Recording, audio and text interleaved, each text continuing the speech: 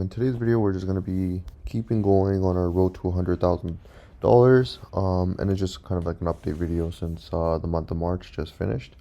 We'll kind of be going over how much dividends I got last month, what I bought, what I sold, if I'm changing up my strategy or anything like that.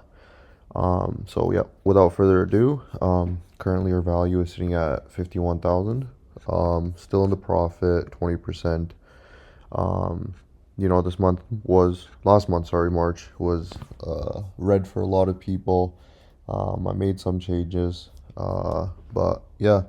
So with no further ado, I am using Snowball Analytics. I am paying for it now. I had the free version for a little bit.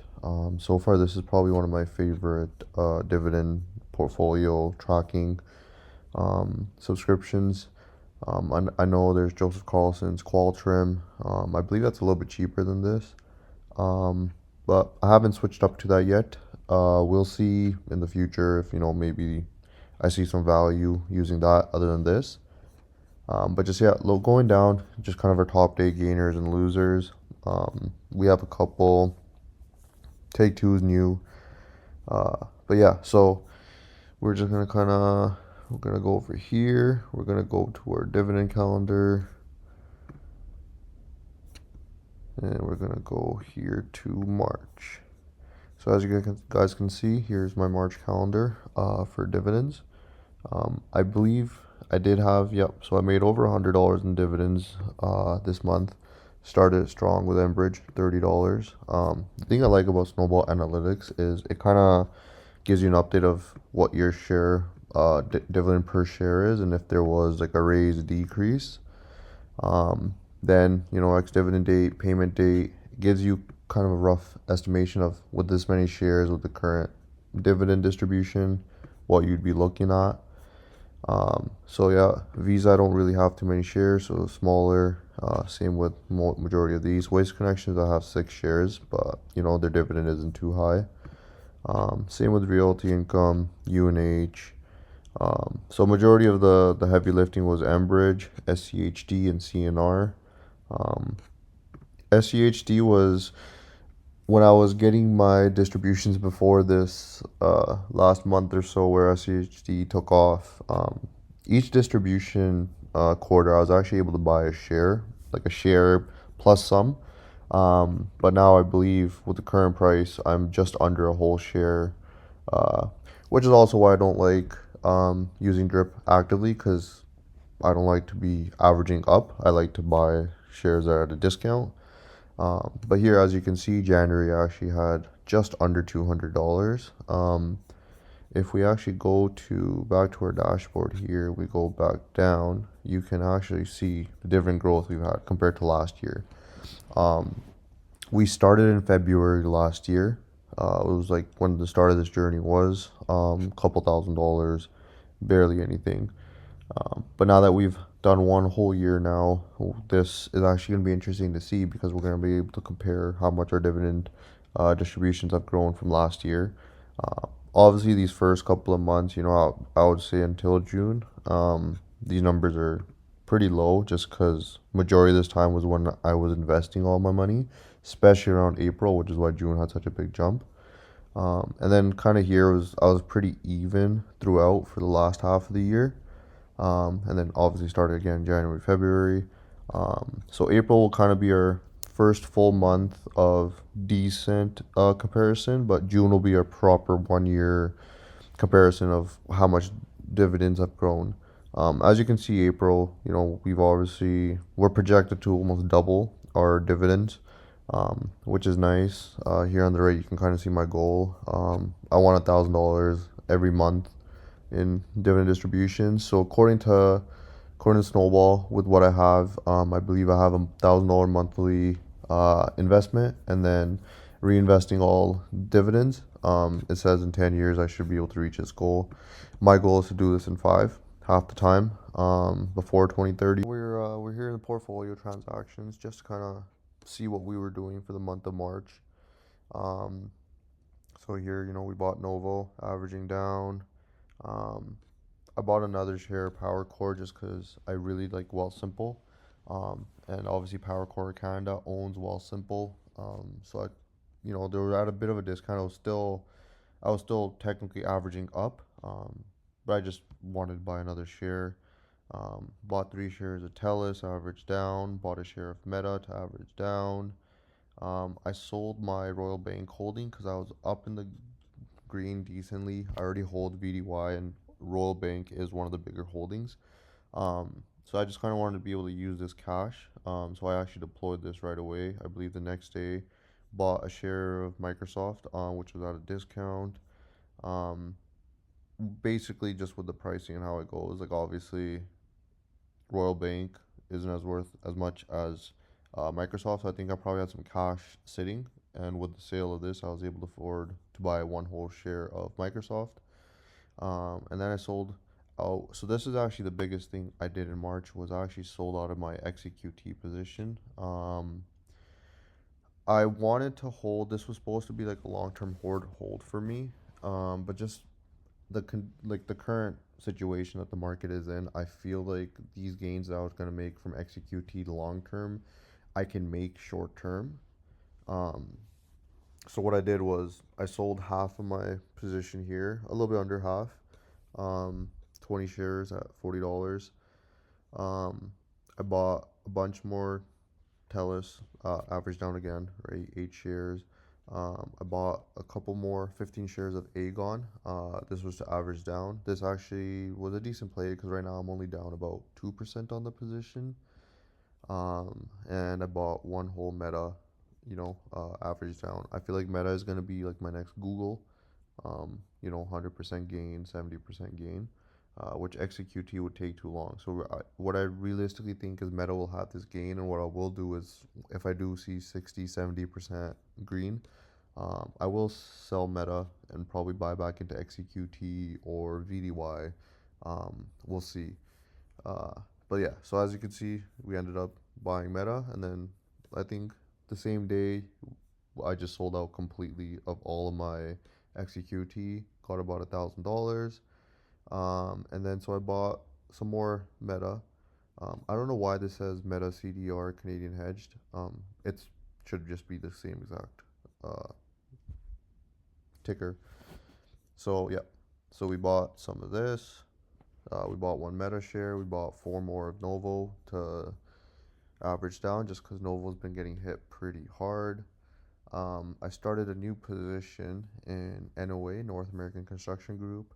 Um, I think if all these tariffs and stuff, once everything kind of settles down, they have a big growth potential. I know they have a lot of. I think they have over like $1 billion in bids that they've put in for work. Obviously, for that to actually realize and materialize, is a different thing, and that's actually where the profit is. But I feel like they have a good dividend. It's a newer company. It's actually kind of local to me, their headquarters. So it's a company that I see, and I do have feel like there's potential. They do pay a decent dividend. So I started a position. They're not too expensive, so I think I only put in about $200 or $300 in total now. But yeah, so we did start this position as well. Bought another Microsoft again, discount. And I started another position in Take Two. This is a very specific bet, you could say, right? Um, as you can see, they have come down. They're almost at 250, 260. I believe that almost touched. Now we're down to 196. So there's about $60 US that it's down. But basically, the reason why I did start a position, I have 5 shares now, is GTA. I do think GTA is going to be one of the highest selling games ever. Just merely because of how technology is advanced, AI and everything. If they can implement the AI into making these graphics like insanely realistic, the physics and everything, I don't see why this game would not break records. Family, friends I know that played GTA 5 when we were in high school and younger, um, they're all excited. Everyone I know, people are basically ready to buy the new PlayStation 6 whenever that comes out, or any of the new uh, consoles, merely just to play GTA. Um, So I see this market cap doubling, possibly tripling. Um, but yes, it's a very specific gamble because this is just strictly on one game, which is GTA.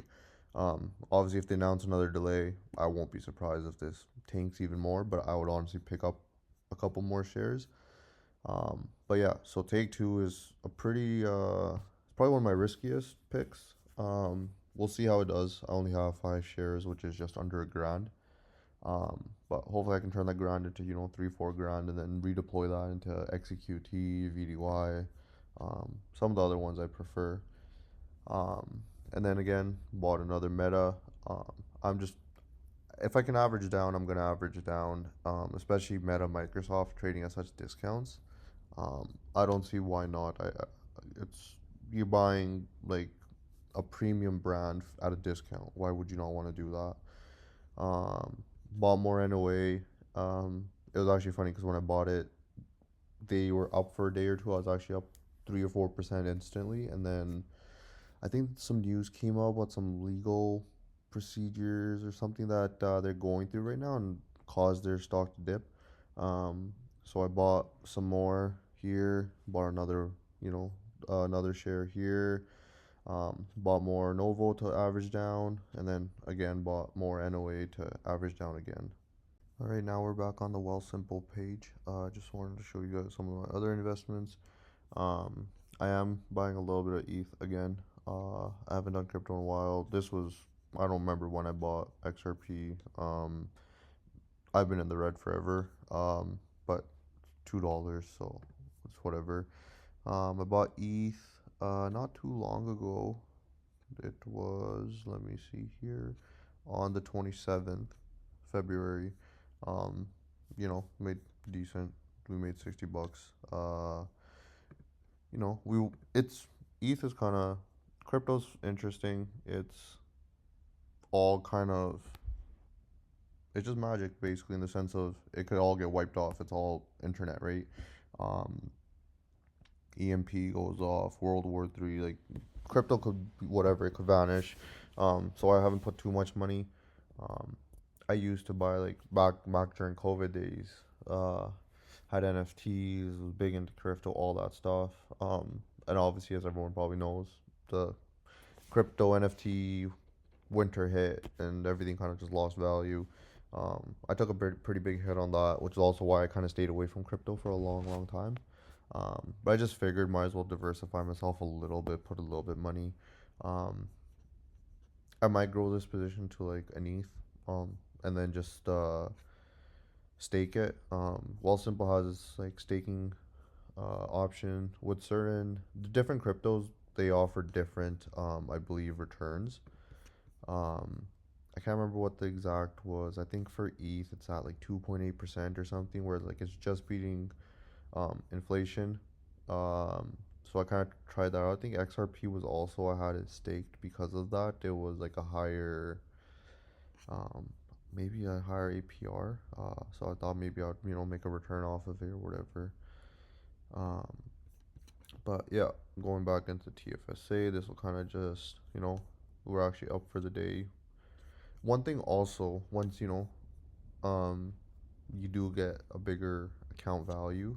Initially when you start, you're not gonna see it, but once you have, I, in my opinion, when I felt like after $10,000 to $20,000 is when you start seeing this, but small, like even like today, it's I'm only up 0.5%, not even I believe, um, but the dollar amounts are huge, right?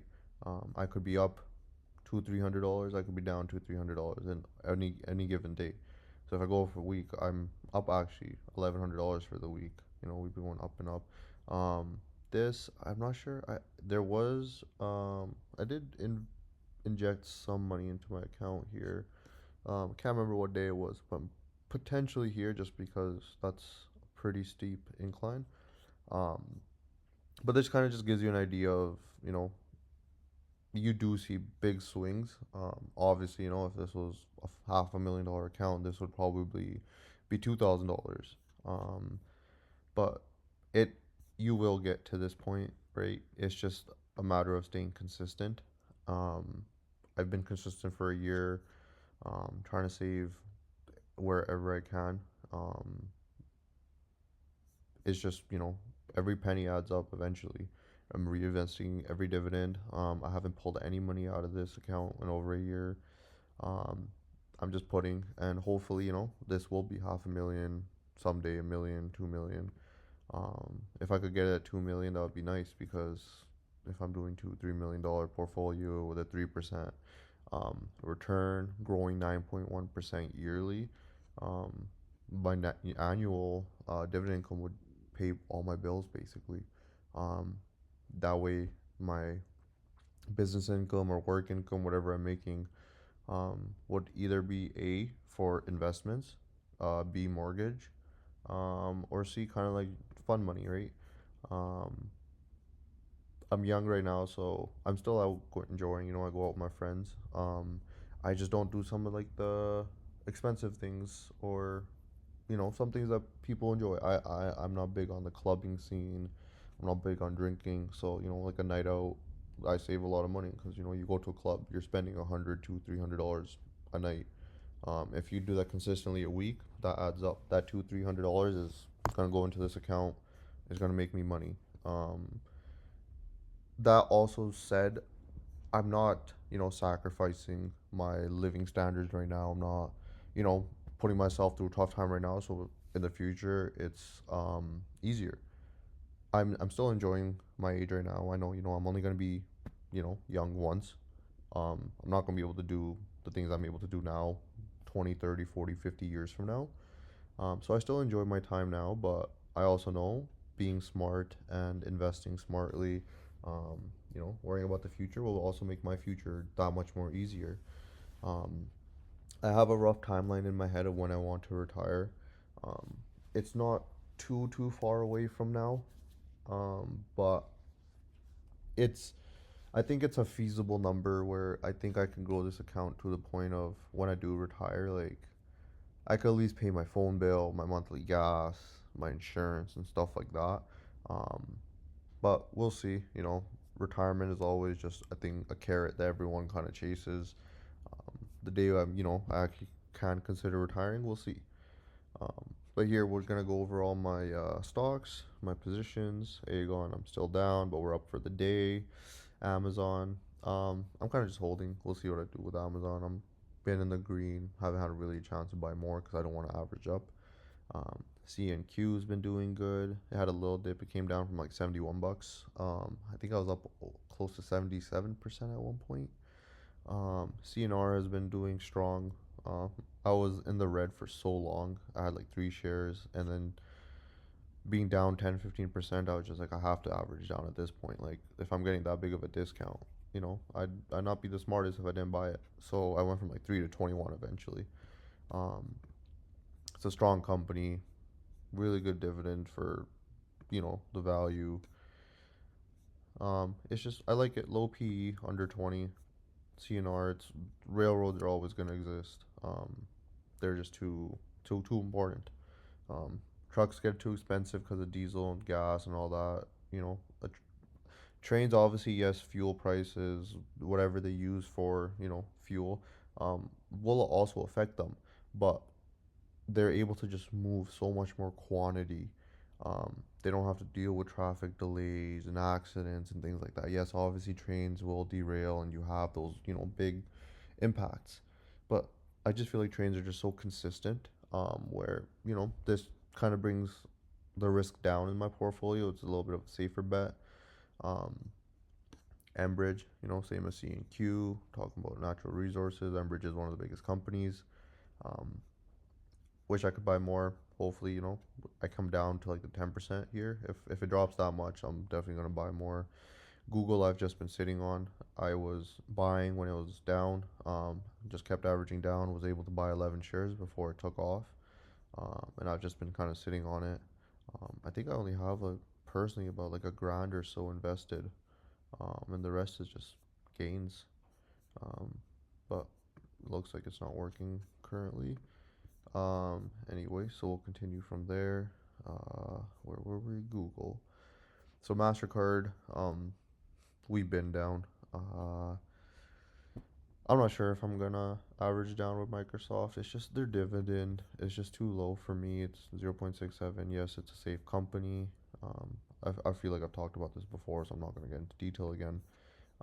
But yeah, Mastercard and Visa. I don't know what I'm gonna do with them. I'm kind of just holding to see if I can come in the green and then just sell out. I have a lot of other companies that I could, put that money into. Altria, Meta, right? Obviously, $600 from Mastercard into Meta, I feel like has way more potential. Um, but we'll see. We're up to 6 shares now in Meta. I think same cost basis as Google, but this is purely all investments for me because we're actually down. Whereas Google, I only had about 1,100 or 1,200. Oh, right here, 1,400 in gains. Sorry, um, it's Monday. I am apparently blind. But yeah, 80%. So I had about 1,400, or yeah, I can't do math right now, but you guys know. You guys can see this. You guys can do the math if you want to. Altria, 45 shares. 11% of the gain. They pay good dividends, so why not? Microsoft, I've been averaging down. Most of my money was going towards Meta, so I didn't have too much of Microsoft, but I'm at 4 now. Similar cost basis as Google, I would say. Um, I'm more bullish on Meta than Microsoft, even though Microsoft is one of the ones that are hit the most. I just think Meta is capable of a lot more than Microsoft is. Microsoft just the competition is a little too hard for Microsoft. I feel like, so I might maybe get to 5 shares, but probably won't go more than this. NOA, as we were speaking, they're up 2% for the day, so we're in the green now. Because we were averaging down, we're down to 14 shares. Um, Novo is still struggling. Uh, I don't know if I'm not sure if I want to keep buying. Healthcare just hasn't been the best for me. Ever since I bought, it hasn't really done anything. Right, year to date, we're down almost 30%. So there's a lot of gains. Right, 1 year we're down 41%. It just gets worse. Right, from June high of 81 to 36 now. We look out 5 years. It's a little scary because you're coming down to 2024 July where you were talking about almost $150 a share. So you're down $120 US. I feel bad for the people that bought around here. I mean, if you bought here, you're down almost. Oh, geez, you're almost down 75%. That must be scary. Um, but yeah, I'm just trying to. Hopefully, this is kind of like the bottom, as you can see. 10 years, kind of where Novo was for 10, how many years is 5 years almost. So maybe Novo has found its bottom. I know the PE is super low now; it's at 10. Just a lot of fear because of Eli Lilly and just all these other competitors. But we'll see. I mean, we're just down almost 20%, so might as well buy it right to average down. If we are gonna hold anyways, because I'm not gonna sell at a loss. Um, Open door we ignore because this was just a dumb play that I did. This is whatever. I just don't look at. Realty income hasn't been bad. I am consider selling, just because I don't really. I'm already personally in a decent amount of real estate, and I feel like I don't need any more real estate exposure. Um, so I might sell. I have a little bit of gains. Hopefully, I can hit like 10% up. And I'll sell. Probably put that money right back into Meta or Microsoft or even Novo, right? Because they'll buy me a decent amount of Novo. Going down again. P&G, Procter and Gamble. They've been struggling for this last little bit here. For the year, they're down 12% from the high from February to now. They're down 15%. And I was buying decently. As you can see here, I got hit with non-resident tax. That's not nice, but it's whatever. I just don't want to deal with RSPs and having a lot of bunch of different income taxes and whatnot. Um, but yeah, I was buying October, November, December. Last one I bought was in December at 197. We're sitting at, what are we at now here? Before 142, so we're almost down $50. Um, P&G, I believe it's a dividend aristocrat or even a king. Um, Decent dividend yield. They're always growing. So it's kind of just safe. Even though right now, they're struggling. I feel like due to tariffs and whatnot. Could be wrong, but I might buy more of this. Power Core has been in the green for a while. They have come down more, which is why I bought recently. As you can see here from the peak in December 2025, they're around 73s. Currently at 68. I think I bought my share for like $64 here during one of the dips right here. Um, Always buy the dip. Don't try to time the dip. Just keep buying. As long as you're averaging down, that's the main goal. Rivian, I'm actually very surprised this is still down. I know they just announced the R2, um, and I'm very bullish. But it's just taking so long for this company to actually realize these numbers. But it makes sense. Rivian is a new company. They have competitors that are already well established. So this is just a long term play. I'm not going to put any more money into it. I already have 16 shares. I'm happy with that. SCHD has been killing it lately, especially this last month or so, I believe. Yeah, we're up almost 10%. Obviously, there was like the dip. From a high, we were only down 4%, which was March 2nd. Um, but yeah, SCHD's been killing it. 30.71. I think my last dividend was 30.69. So just under a share. Um,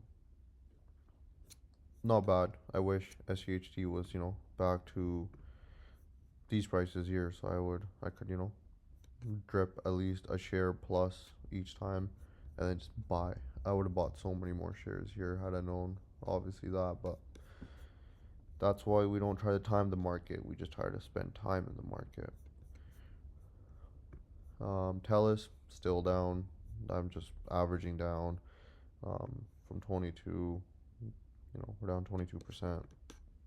So Telus has obviously been taking a beating, but I think pausing the dividend was the right play.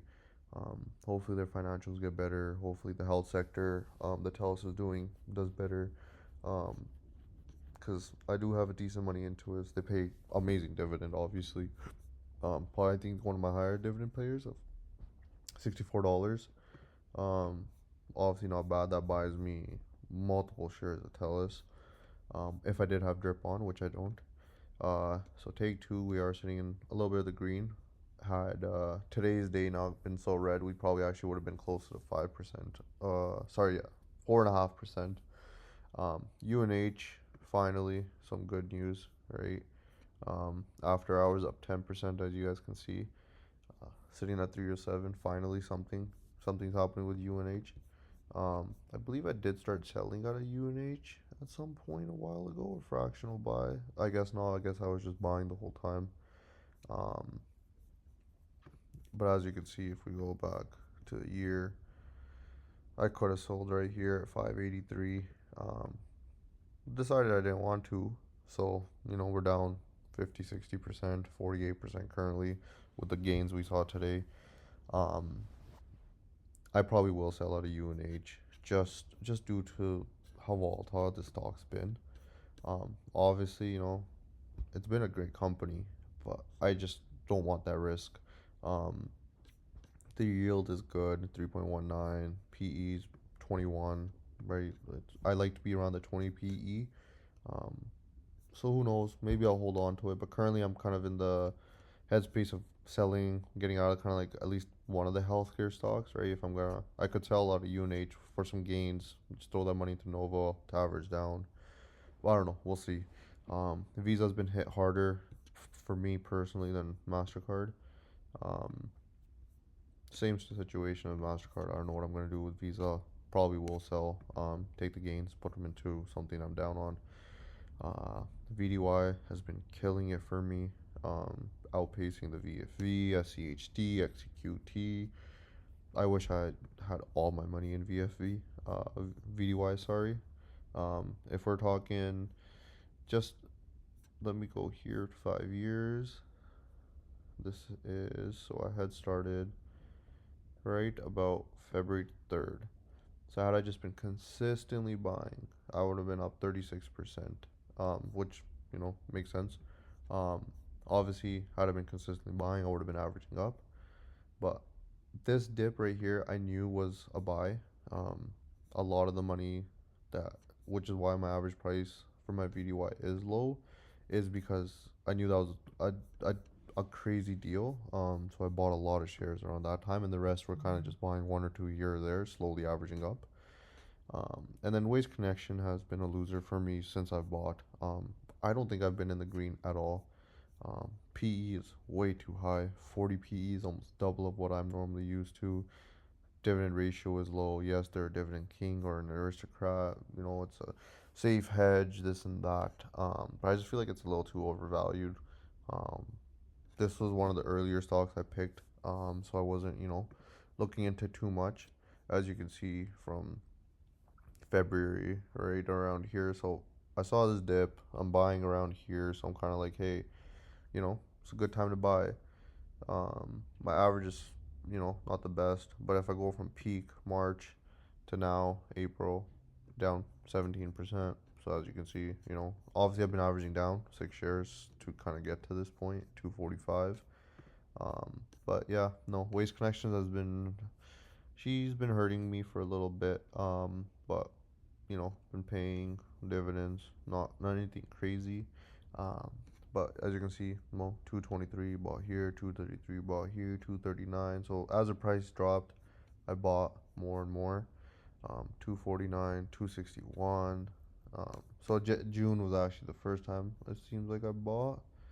From what this will show me, but it would probably be February because I have dividends here. This is one I used to have drip on. Um, but yeah, so this kind of gives you guys an idea of kind of all the positions I'm in, where I'm sitting at. I want this to be like as super transparent as possible, um, because I know when I was trying to do this myself, I had to do all this research by myself, go on Reddit, YouTube, right, Yahoo Finance, um, just snowball, just researching companies, trying to just figure it out on my own. So it's a little bit overwhelming at times, and you spend so much time, right? A lot of people just don't want to spend that time. They want to watch a video. They want to, just have someone kind of be like, "Hey, this is what I'm kind of doing. This is what's working for me," and they kind of like, like the copy and paste. Um, I wanted to be able to have like open conversations with people about this. Ask questions about my portfolio, what I'm thinking, what I'm doing. Um, yeah, I just want this to be open, transparent. Any questions you guys might have, any ideas, or any, like, if you guys want me to explain my reasoning for some things, or what I'm potentially buying, or if there's any video ideas you guys have, appreciate you if you guys could leave a comment, like, subscribe, obviously. And yeah, hopefully we'll have another video here for you guys soon. Thank you very much, and take care, guys.